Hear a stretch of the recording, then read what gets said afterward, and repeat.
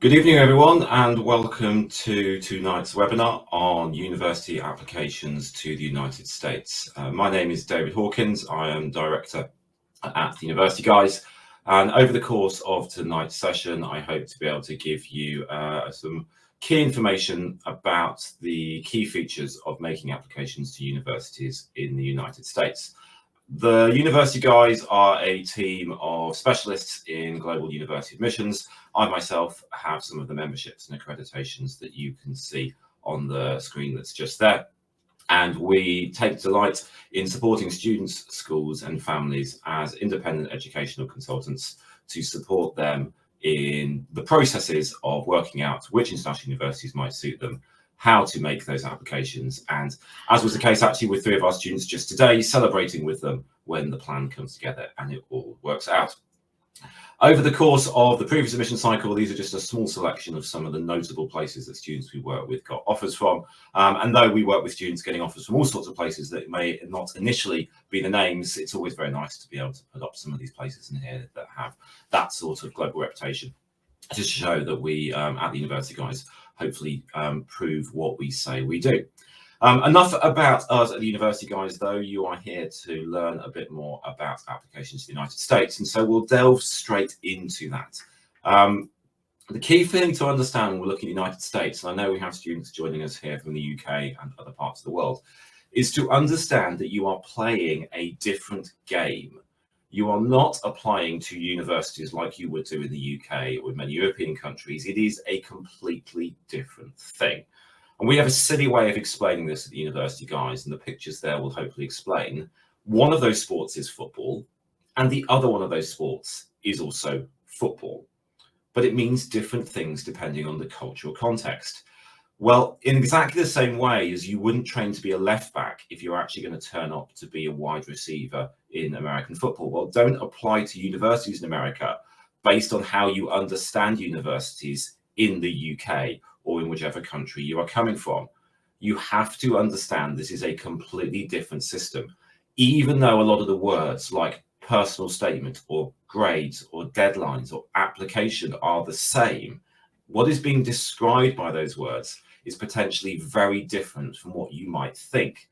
And so over the course of this session, I want to run through 4 kind of areas as to where US applications are very different from what you might be used to, and some suggestions and ideas to give you insight into those differences and what you as an applicant or a teacher or parent of an applicant might need to do to get through this process. So we'll start with the first point that we have here.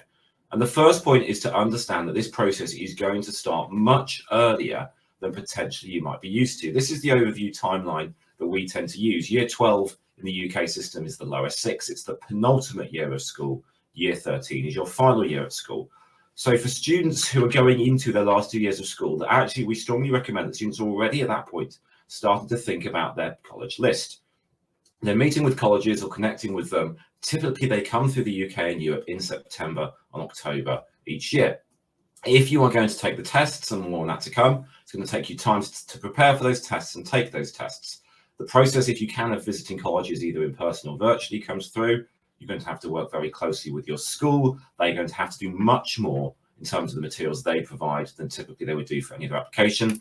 And the amount of work that you as a student are going to have to do is also going to be very significant.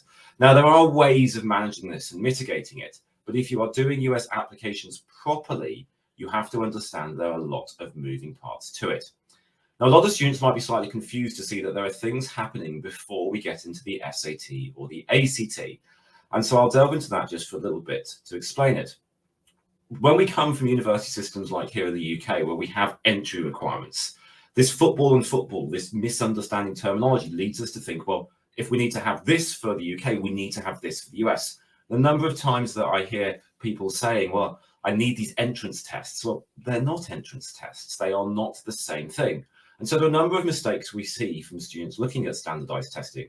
The first one is the obvious one, that there are 2 tests, the SAT or the ACT. They are equally accepted by basically every university. The only one I know of that doesn't accept both is the Curtis College of Music. So all the places that you've heard of, if they are requiring a test or are accepting a test, will take both. So take the one you're going to do best on. And in our experience, the University Guys, we find that actually most students within the UK curriculum are likely going to be better suited to the ACT than actually the SAT because of the style of testing. And yet, because they don't know about the ACT, they take the SAT and don't perhaps perform as well as they can do. The second issue is seeing these like an A-levels or an IB or something, that it's just a one-size-fits-all. Everywhere uses the tests in the same way. Part of the challenge with the United States is that there are no hard and fast rules. There isn't one system. 75% of all US universities, and there are about 4,000 of them, depending on how you define things, 75% of them are private universities. And that means they can basically do things the way they want. And so we have different ways in which tests are being used. There are a number of universities that now are what's known as test blind. This, for example, includes the two public systems in California. So if you want UCLA and UC Berkeley, they are not looking at your test. They are test blind. If your list is just those universities, you're wasting your time taking the test. They will not look at it. We have some universities that are still test required.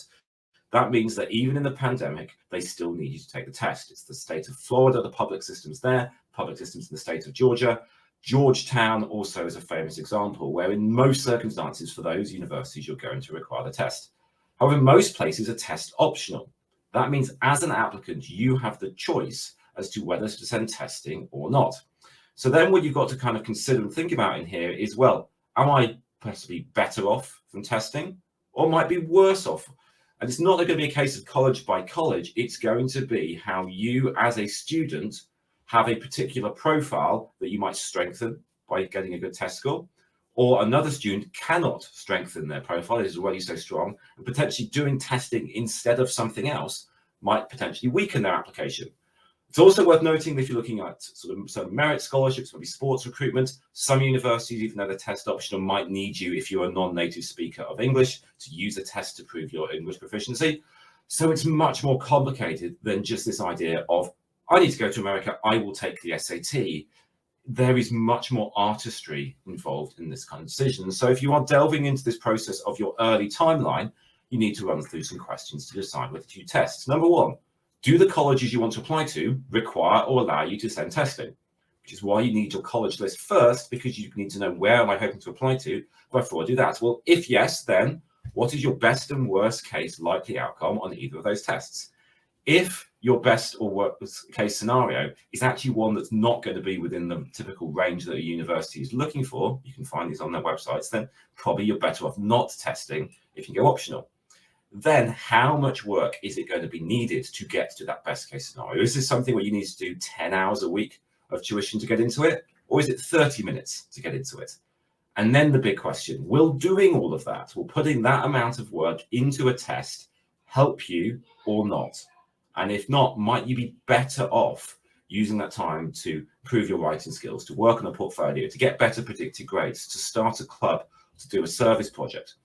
And so it's a lot of complexity as you figure these things out, which then means that before we start to delve into these things, we've got to spend time choosing where to apply. Now, here in the UK system and in lots of places around the world, it's actually, we don't think we need to spend a huge amount of time thinking about where we're going to apply. And that's because in most countries around the world, we are going to university to study a subject. You're applying to study business or history or engineering, and the universities will put on their websites their entry requirements. So if you've got an A star and 2 A's and you want to study business, very quickly you've got a set of universities. If you've got 3 B's and you want to study business, it's a different set of universities. Well, the US doesn't have entry requirements, and in most cases you are not applying to study a subject. What you've got to understand with the US process is it's not just about those simple tactics. It's not about matching up what I want to study with my grades. There is a bigger picture here of application strategy, which will inform your tactics. And that strategy is going to be informed firstly by your college list, and secondly by you as a candidate for the colleges on their list. Well, again, why this is much more complicated. We see too many students who come to us with what they think is a decent plan. Each week we're visiting schools and meeting student after student after student, and they think they're applying to a US university to study French or business or engineering. They don't actually know that what they are applying for in the US is not to be a student of a subject in most cases. They don't actually understand what this application process is designed to identify. In the UK and Europe, you are considered as a candidate for university as a student of a subject. So if you're applying to study classics at Oxford, then it's the classics professors in that university who are looking, can you come here and study classics? Or if you're looking to study maths at Edinburgh, it's the same. In the US, you are applying not to be a student of a subject, but to be a member of a community. Now, that community might be a whole university, it might be a subset college of a university. And each of those communities is going to have different academic elements to it, and it's going to have different cultural elements to it. Studying maths at Harvard is not the same as studying maths at Columbia. Studying French at Yale is not the same as studying French at Michigan. And the admissions process is designed for the university admissions officers to work out, not are you just a good student for this subject, but are you someone who fits the community, the academic community and the cultural community of our institution. So you need to therefore understand what you are applying for and what those universities are selecting you for before you can work out where to apply. Now, sometimes we get families going, I don't care, David, we're just coming to you because we want our child to get to one of the top universities in America.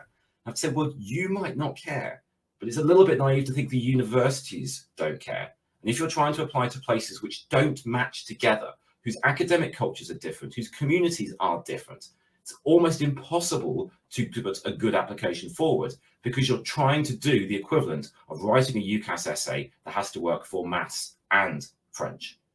No school in the UK would let you do that because they know you're going to fall foul of the admissions officers. Well, fortunately, we see so many students apply to US universities with applications which are trying to tailor themselves to completely opposite experiences because the student didn't actually understand that what they were applying for was not the same as university in the UK or Europe. And the biggest mistake that comes into this is the idea of the Ivy League. You know, if I had £1 for every student I meet with who said they wanted to go to the Ivy League and didn't actually know that the Ivy League is not an academic term, I wouldn't need to be doing a webinar on a Saturday evening. The Ivy League, yes, they are 8 fantastic universities, but the Ivy League is a collegiate athletic conference. It is a sports league, hence the term league. 8 private research universities in the Northeast United States, and there's lots of history behind that. And I'm not saying they are not fantastic universities, but the Ivy League are not somehow better or worse than other US universities. They're just one type of very good US university. And we're kind of putting out the US News and World Report rankings. I've screenshot here from the Wikipedia page. You can see of the top 20 research universities, I've starred the ones that are Ivies, but you see places like MIT, Stanford, Chicago, Caltech, Duke, Hopkins, Northwestern, Vandy, and WashU and St. Louis are non-Ivy League universities that rank the same or higher. And you will also see that we have liberal arts colleges, a very different style of US university. Some of these are more selective than some of the Ivy League. They're also there as well. So saying I want the Ivies is again saying that I don't really understand what I'm applying for because of the complexity and nuance involved in here. And let me just use the Ivy as an example to explain how students going down this idea might be making a mistake and metaphorically shooting themselves in the foot. So I pulled out 3 of the Ivy League here, Brown, Cornell, and the University of Pennsylvania. They are very highly ranked in the Times Higher Ed ranking and very highly ranked in the US News and World Report. This is last year's stats that Cornell's top one. Their middle 50 of the ACT is pretty high. This is between the 25th and 75th centile, what the range was. The ACT's out of 36, so these scores are pretty high. These universities are very hard to get into. If you think that Oxford and Cambridge are between 17 and 19%, these are much more selective. But then we start to see the differences. Brown and UPenn are mid-sized universities, where Cornell's much bigger. And at Brown, you're not applying, as I said, for a subject. You're applying to be a member of a community. Brown only has one undergraduate community. It is Brown College. And at Brown College, you study a very unusual curriculum called the open curriculum. Not many US universities offer that style of academic experience. Whereas if you're applying to Penn, you've got to choose which one of 4 colleges to apply to: the College of Arts and Sciences, the Wharton School of Business, the School of Nursing, the School of Engineering and Applied Sciences. And each of those has their own core curriculum. I'll show you a little bit more about the curriculum at CAS later on. So at Brown, an engineer, an English literature student, and a business student are all applying for the same thing and the same curriculum. And therefore, the way they pitch themselves has to reflect that that is what they're applying for.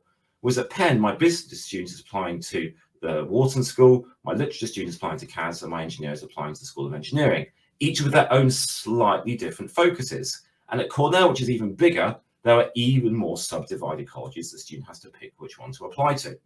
So applying to the Ivies actually means that you might end up making choices that, even with a stellar application, you potentially self-sabotaged inadvertently your application, because you're not going to be able to pitch yourself to a consistent type of community when you're actually applying for communities that are different from each other. It is a little bit more complicated than all of this. Now, why does it matter? It matters because this word fit is a fundamental part of the US admissions process. The universities are selecting you to fit their community, and they know what their community is all about. A lot of admissions officers actually used to go to the universities that they now work for, so they understand the culture of the places. It matters because actually within this, what the university is trying to do is curate a class of students coming in. They're trying to build all sorts of different things, and in this, having an extra hook, being a recruited athlete, maybe having legacy, your family have a relationship with that university, have attended it. You might be one of those people who's fortunate enough to have made a very, very, very, very large donation to the university in development cases. It also matters because you are going to be writing essays for each university. And so if you actually don't understand that, for example, Columbia University here in New York has a curriculum with a very defined list of books that every student, regardless of whether a scientist or a literature student, books that every student is going to have to read, you might be a bit confused when you get to the application and find it's asking you questions about what you like to read. And so you've really got to understand this fit isn't, it's good at maths, it's in New York, I'll go. There's deeper questions that you have to ask.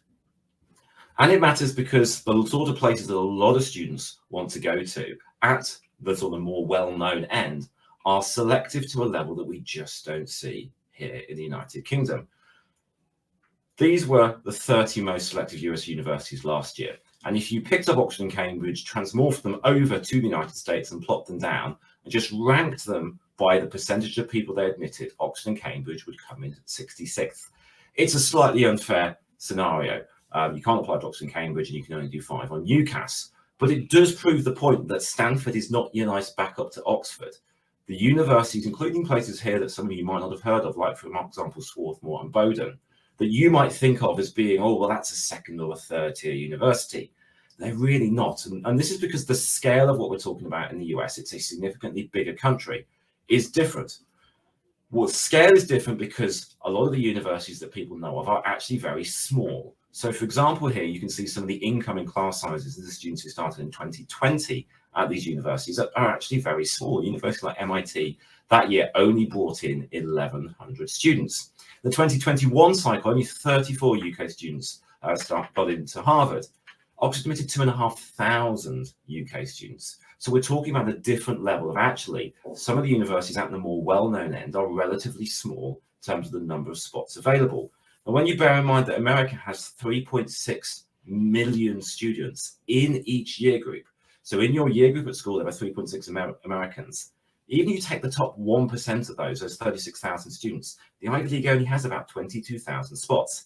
In fact, only about 11 or 12% of the best 10% of students at high school in America are going to fit into the top 25 universities. So we have to have a bigger idea in the US of selectivity than we do in every other country, because the university can't say, oh, fantastic, you've got 12 nines at GCSE and 5 A stars at A level. You're awesome for our applicant pool, come.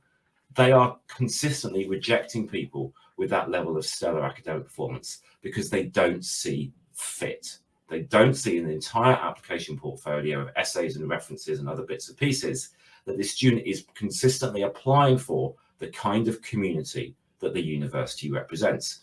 And so when they are that finitely selective, and we're talking about universities rejecting 34 out of every 35 people who apply, fit really matters. Well, we also got to understand the Ivies. As I mentioned, it's an athletic conference, and because it's an athletic conference, the ability to play sports is actually a very big deal in recruitment. So analysis that we've just done in the last week or so was looking at data from Harvard and the current students there. So in the 2021-2020 year, Harvard identifies that across all 4 years of their degree, there were 90 Brits.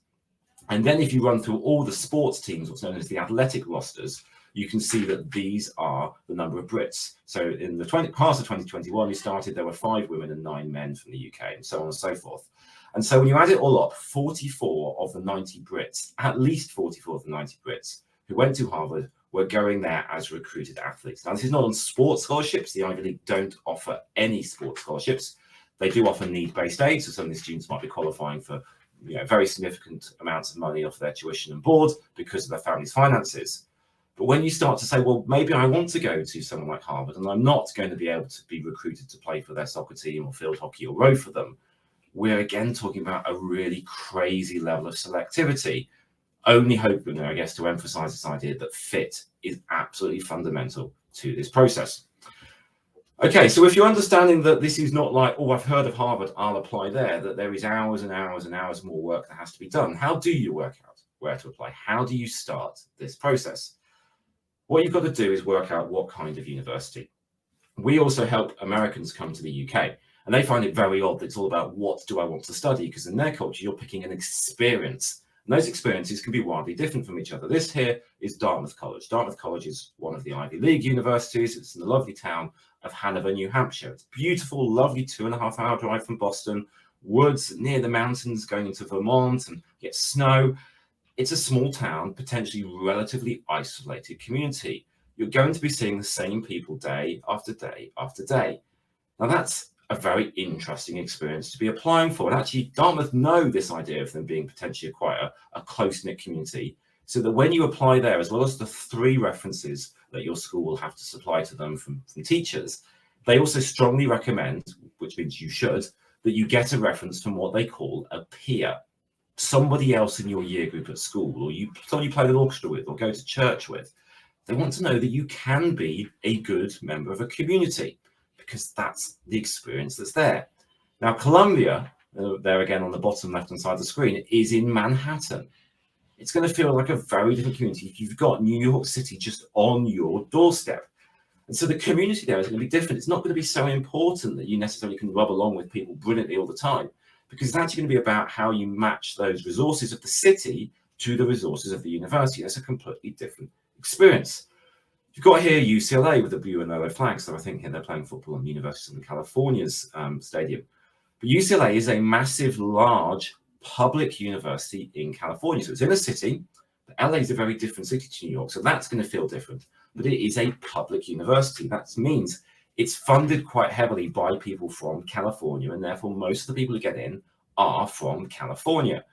It's going to therefore feel like a very different community. It's paid for by Californians, mostly for Californians, with some interesting numbers of out-of-state students going there. California is a very different culture to parts of the East Coast. So again, a different kind of experience.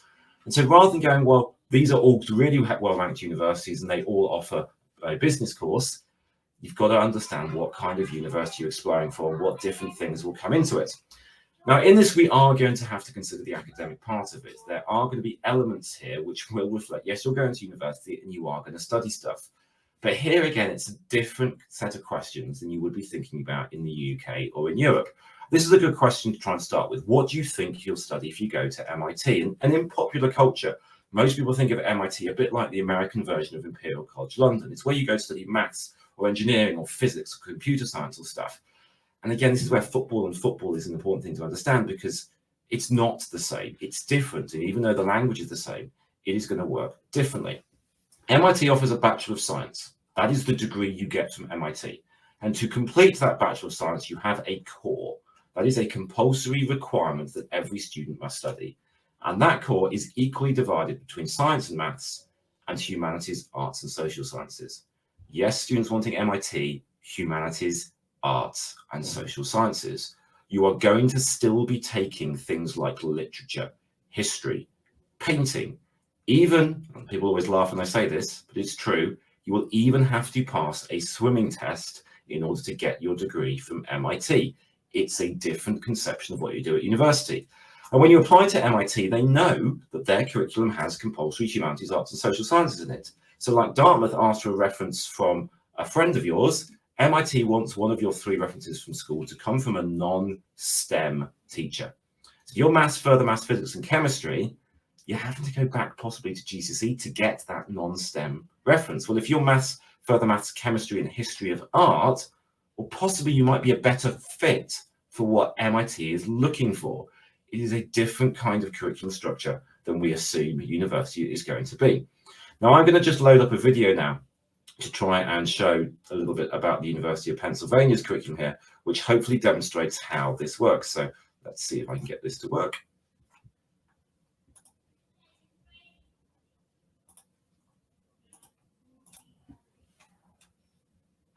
And this will demonstrate how a US curriculum. Your degree in the College of Arts and Sciences is made up of 3 parts: the general education requirements, the major, and the free electives. The general education requirements give you a broad liberal arts education.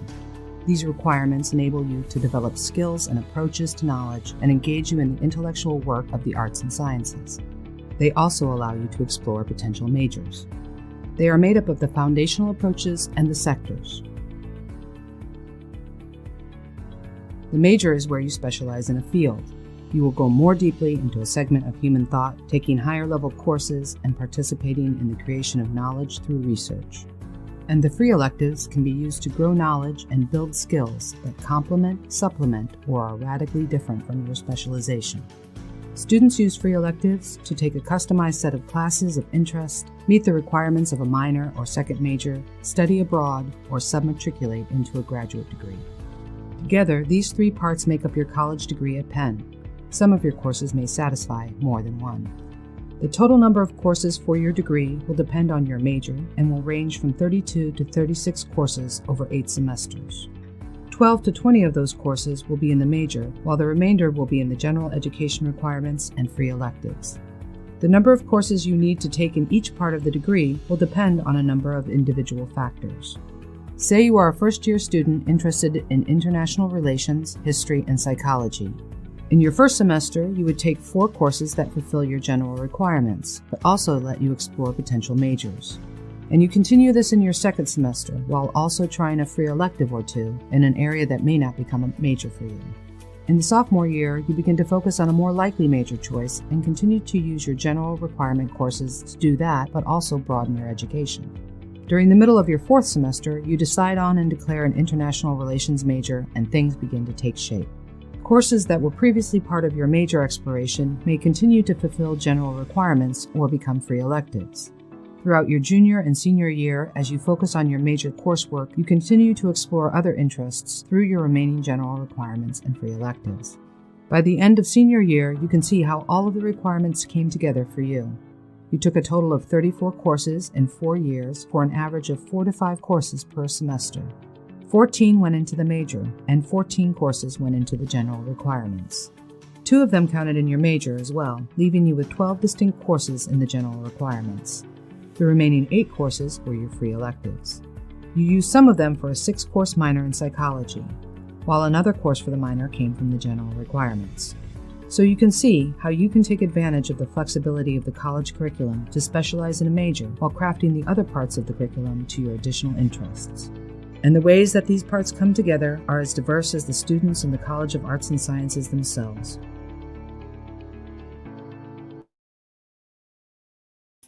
Okay, let me return to the presentation.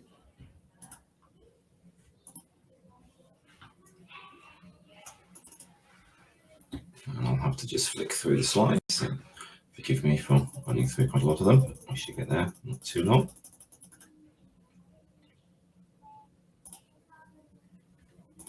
Okay, so as you've seen at that from the College of Arts and Sciences of Penn, and notice at Penn, the engineering students and the business students are somewhere else, so it's not as scientific curriculum as everywhere. It's a very different academic experience you're applying for as well. In the UK, we apply to the subjects. It's like a set menu at a restaurant. If you've ordered history, you should get history. If you've gone out for Mexican food, you're going to get Mexican food. The US is like going for a buffet. Because you apply to the university or the part of the university, your curriculum is going to be put together in different ways. And so therefore you need to be aware of, like I showed you at MIT, what are the requirements of the university? Now, almost every US university is going to make students take a broad curriculum. And it's not what many students think, which just means I can combine the stuff that I like. You're going to be forced to take stuff that potentially you might not like. And most US universities are going to make sure that students take languages, literature, maths, sciences, humanities, social sciences, creative arts, and in some cases PE. But in what way those works and how strict or loose they are about those requirements is different from university to university. So you've seen MIT and you've seen Penn. In contrast here is Brown. Now, I mentioned earlier that Brown has a unique curriculum. It's one of the few colleges that has an open curriculum.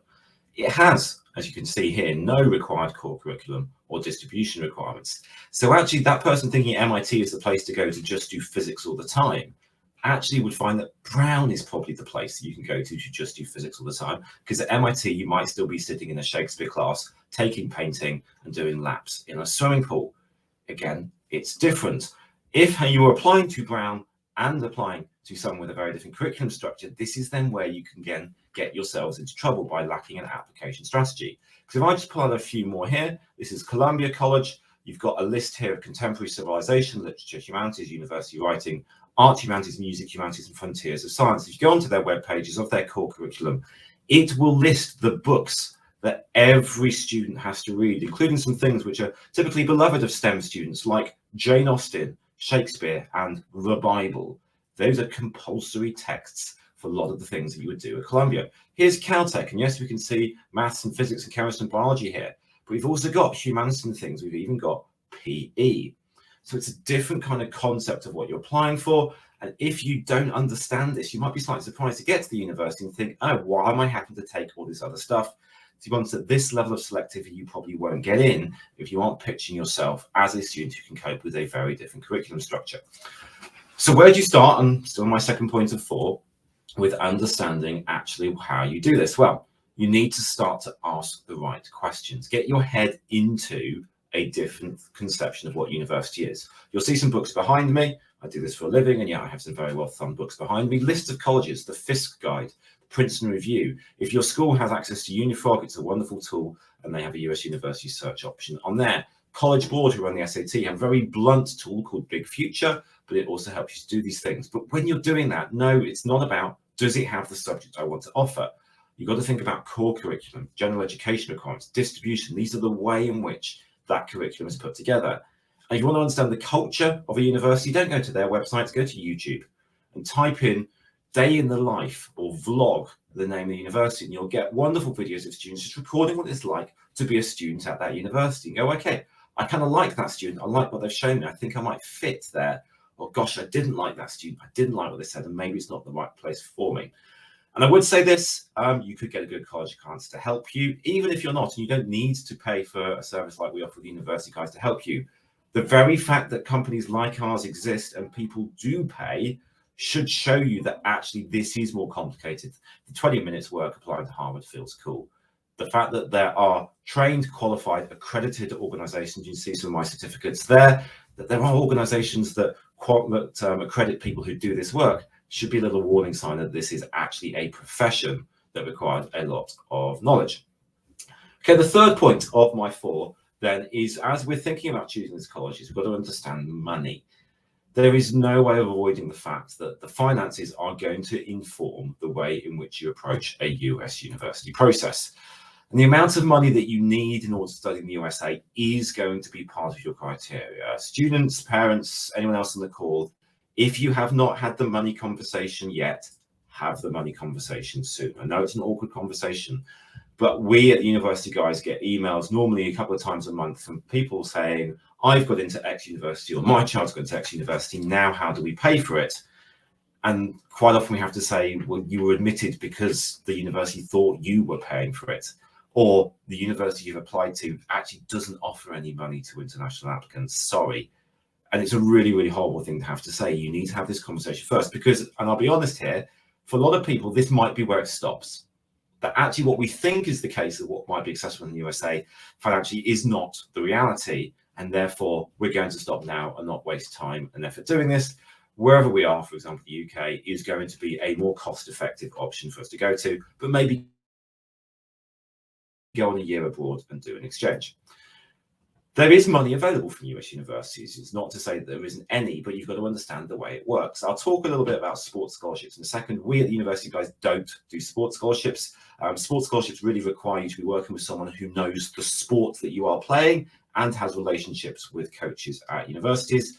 Any company that tells you that they can do all sports is probably not telling you the truth. And any company that reaches out to you on social media and has very snazzy websites is also one I'd be a little wary of. But there are people who help with that. If you are not a recruited athlete, you're not going down the sports route, then how do you get money? And let me start with need-based aid. I mentioned that the Ivy League only do need-based aid. So if you read in the newspaper saying, oh, such and such student got a scholarship from Harvard, it's absolute tosh. They didn't get a scholarship. They might be paying nothing, but then the reason that they might be paying nothing is because of the university's own assessment of the financial situation of the family. So they will look at your savings, your income and assets, but not including your home, and make an assessment of your need. Now, only 6 of those 4,000 US universities will not consider your financial need in the admissions process. They're what's known as need blind. So the amount of money that you might need is not a factor. Everywhere else that offers need to international applicants is need aware. They've got a defined pot of money that they can give to international students. So to get that money, you're going to have to come pretty high up that list of people who are applying to the university and ticking the box saying that they require financial aid in there. I also say to the parents or guardians on the call, it's a very, very onerous process. Typically, it's 2 years worth of your financial accounts that they're going to be looking for. A very complex form called the CSS profile that may be changing soon. This is not a process to go through lightheartedly. And you can go onto university websites. If you Google Harvard Financial Aid Calculator, for example, you can get a very rough guide as to whether you might actually be qualifying for anything or not. If you don't, and you still need money, well, first of all, rule out the places that don't offer merit aid. So goodbye the Ivies, goodbye a lot of public universities. But there is still merit aid. Merit aid works in a very simple way. The university looks at you and thinks, gosh, you are one of the best applicants we have this year. You have unbelievable merit in our eyes. We will offer you a scholarship. Now, there are extra things you have to apply for. There's a very famous program, for example, called the Moorhead-Kane Scholarship, which has extra processes. Some universities have earlier deadlines, extra essays, but in effect, the university is looking to give scholarships, if they offer them, to students who are at the very, very, very top of their applicant pool. So what does that mean for you as a family? Well, if you are an A-star student, you're applying to a university that takes A-star students, it's basically impossible to look good in that applicant pool. But you're saying, well, David, I might need a 25% scholarship. Well, therefore, as an A-star student, you might be applying to a university that takes students with A's because you're going to look strong in that applicant pool. So, well, David, maybe I need a 75% scholarship. Well, maybe we're looking at universities that take students that need B's. And David, actually, I need a really 100% scholarship. Well, then maybe that gap's getting a little bit wider. It's not a process we do in the UK. People don't turn down Cambridge to go to Anglia Ruskin because Anglia Ruskin's offer them a better deal. In the US, they do. This is why we actually don't have as hierarchical university system as we do in public systems like the UK and Ireland, places where it all costs the same. People are always having to make a value judgment of, well, I've got to my home university and it's pretty good and has an honours college and it's going to cost me nothing. Yes, maybe Yale's better, but is it $82,000 a year better? Merit aid is a factor. So there is money that you can get from US universities, but the trade-offs you might have to make to get the money might not be ones that you're willing to take. And I'll report what I said at the start, there are no scholarships at the Ivy League. The reason they are in that athletics conference together is that they will only offer need-based aid, and that will be looking at the family's finances. Now, if you are going down the athletics route, understand that if you're trying to be recruited, there are 2 potential ways it works.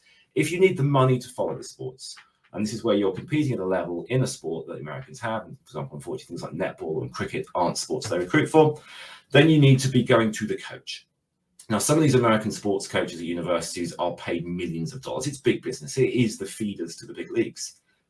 So pinging them an email 10 minutes before your application due saying, hey, coach, I'd like to be able to play for you isn't going to cut it. It's very polished videos and highlights reels and a really nice CV and lots of contacts to coaches. And if you do a sport that isn't data driven, so something that you can't say, well, I run this fast or throw this far, you're going to need to be doing it. Think of it like you were writing to the Premier League manager, Pep Guardiola or someone. It's that level of seriousness. It's a completely different process. There is also a way in which sports is a hook. So I showed you the numbers from Harvard earlier. That is something where if the coach of a team at a Harvard or Yale or Princeton wants you at that university, then they can actually use that influence to get you in. Some of you may be aware of the admission scandal with a chap called Rick Singer, and it was the subject of a great Netflix documentary. That's how he was breaking the law. He was bribing coaches of teams to designate students as recruited athletes. The families were still paying the money from the university, but it made the student get in because the coach said they wanted them. Now, those are both completely different processes to going down the standard admissions route, because it's not trying to attract the attention of the admissions office to want you, it's trying to get the coach to want you, and therefore it's a completely different focus to that.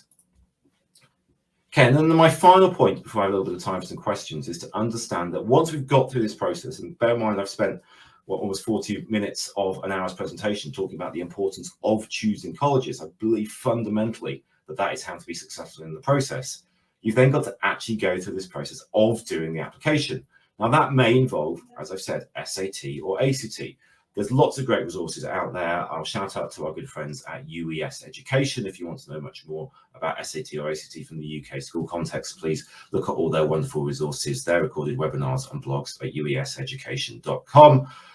But even if you're not testing, there are other things you have to do. There is a whole preparatory phase between building your college list and applying to university.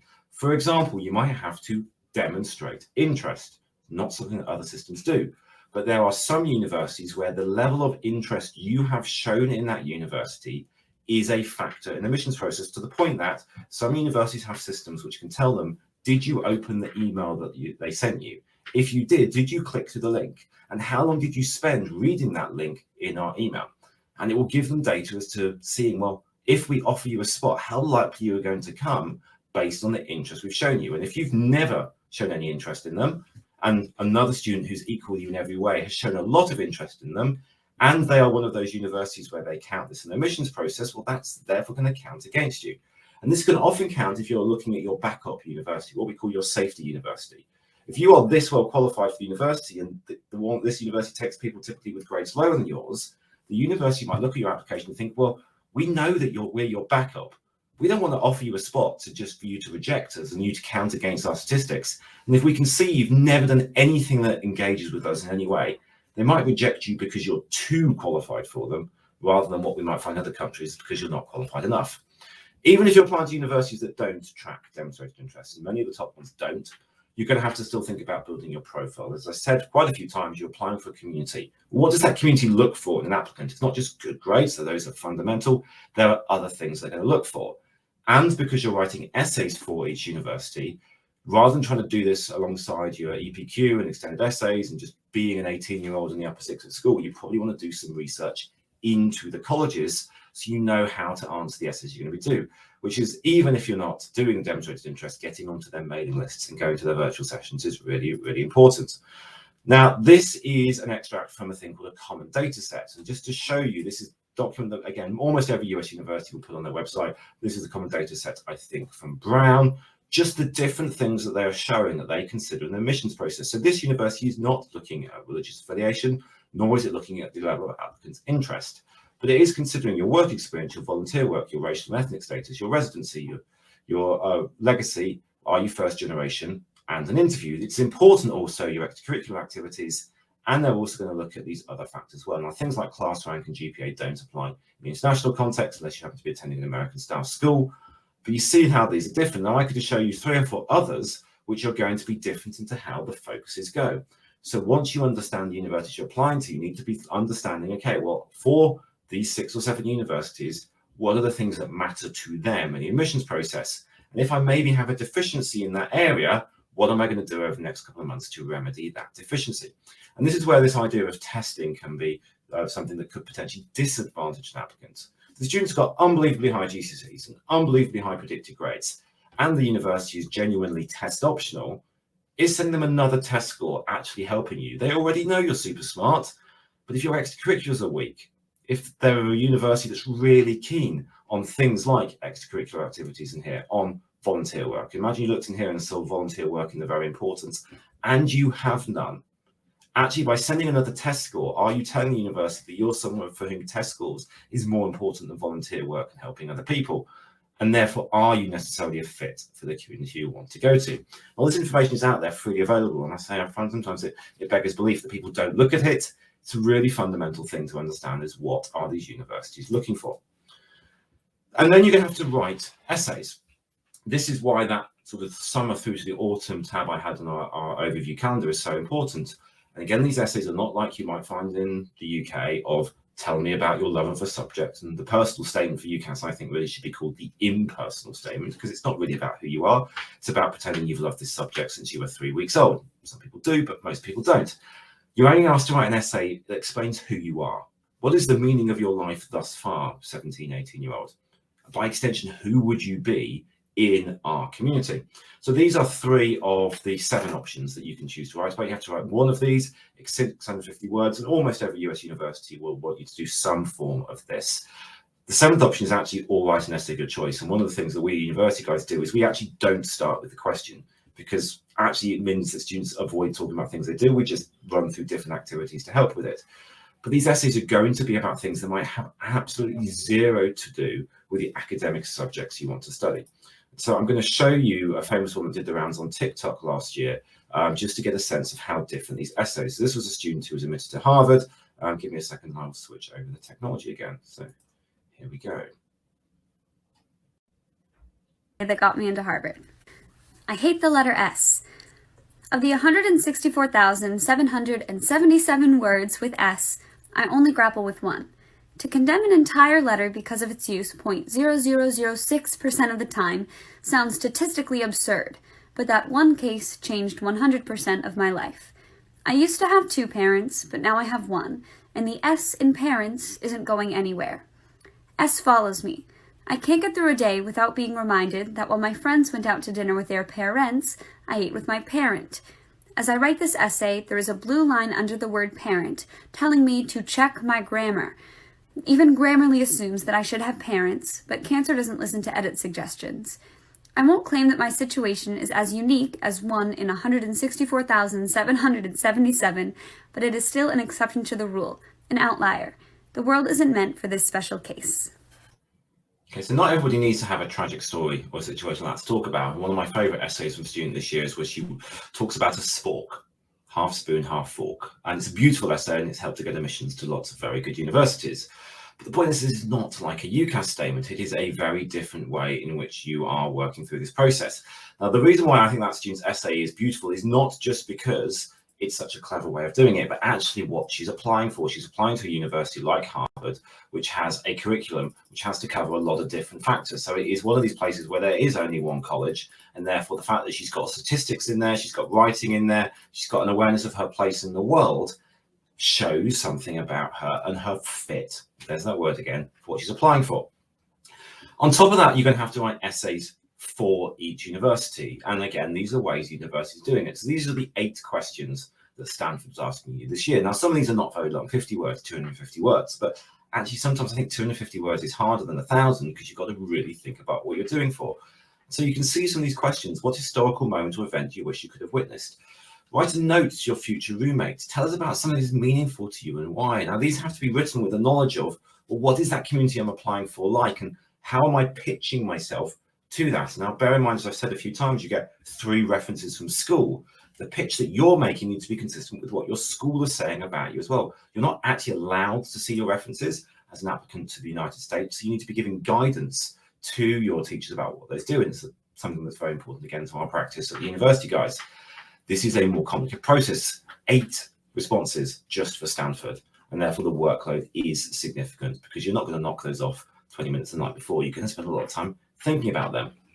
Other supplemental essays from other universities will reflect their culture. So, for example, Duke. Why do you want to go to Duke? Well, it can't just be because the basketball is pretty cool. You need to be talking about things like, well, you really were inspired by the work of such and such professor, and you'd love to take this particular class with the professor because it also includes the opportunity to study abroad in another country. And by doing that, that might also fix with the living learning community you want to be part of, where you can embed yourself in a linguistic culture. And from that, you'd also like to join this particular club, and maybe you've done a bit of outreach to on social media to find out a bit about. I'm not joking here, genuinely, that level of detailed research, not just because it makes a good question, but if you are a student writing an application essay and you can show to the university how much work you've done just to research their university, well, how good a student are you going to be at that university? Bear in mind, Duke, like lots of other universities, 9 in 10 people not getting in. Georgetown College here, what does it mean to be educated? Really good question, interesting. Georgetown's also a Jesuit university. I won't bore you with the history of it as a former history teacher, but Jesuits and the word education has a little interesting context to it. It makes me think, maybe Georgetown's trying to identify whether the student really gets what it means to be a student at Georgetown. Or here, finally, the University of Chicago. University of Chicago has every year a quirky set of questions of which students have to do one. They can go back and pick previous year's questions, and students at the university actually compete to get questions onto next year's application. So this one here, who does Sally sell her seashells to? How much wood could a woodchuck really chuck if a woodchuck could chuck wood? Pick a favourite tongue twister and consider a resolution to its conundrum using the method of your choice. UChicago is a quirky academic community, and therefore they're asking quirky academic questions to see, again, if you fit them. So this is, again, not more time. It's not at all unusual for students applying to a range of US universities to have 20 or 30 application essays to do. The workload, therefore, is extensive. Because there is no one system, you're going to end up dealing with different application portals, and also your school, I'm afraid, might be dealing with different application portals. Most, as I mentioned a few times on the common application, it looks like this. It is like UCAS on steroids. They're going to want to know parents and guardians. Where did they go to university? When did they go to university? What degree do they get at universities? Do you have siblings, or what are they doing? There's an awful lot of information in there. There are some universities, however, which are not on the common application. So some will use a rival called the coalition application. Some states, their public systems have their own application. So the University of California system has its own application. The University of Texas system has its own application. And annoyingly, places like Georgetown and MIT just decide you also apply directly to them as well. Now, this means that the paperwork is going to be different. It means the formatting of your questions is going to be different. It also means you can have different deadlines. And we at the University Guys this year had to support students with deadlines that were the following: August the 1st, October the 15th, November the 1st, November the 31st, December the 15th, December the 31st, January the 1st, 2nd, 3rd, 4th, 5th, 10th, 15th. And then we fell over the line on February the 1st when the last of our students applying for 2022 entry had their last deadline. That is a lot of different moving parts that have to be coordinated. And it's not as if every student has the same deadline. Different universities will have different deadlines and different application policies that go with them. Early action, early decision, restrictive early action, different strategics that come with managing all of those bits of the puzzle. So to wrap things up before a few minutes of questions, it's really, really important to understand that that effort of building this first phase, where do you want to apply, is fundamental to the US universities process. Understand, why am I applying to these universities? What am I applying for? What are the financial realities of doing that? And from that, depending on your choices, prepare. Depending on where you're choosing to apply to, what do I need to do to be able to apply? Do I need to test? If so, which test? Do I need to build demonstrated interest? Do I need to look at starting a club? Do I need to build my writing skills? Do I need to do many other things to become a good applicant? And then lastly, because of the knowledge of where you're applying to and what you're applying for, you can make sure that every element of your application works to your advantage. These are services we offer as one general package from the advising team I run at the University Guys, or as standalone parts of the puzzle that families can come across to help with. And this time of year, we'll work with a lot of students on this phase here, just coming to the end really. We normally suggest by February half term. So now you really should have your list of universities. If you're starting late, then you need to try and get it done by Easter, so we can start to move on to those things.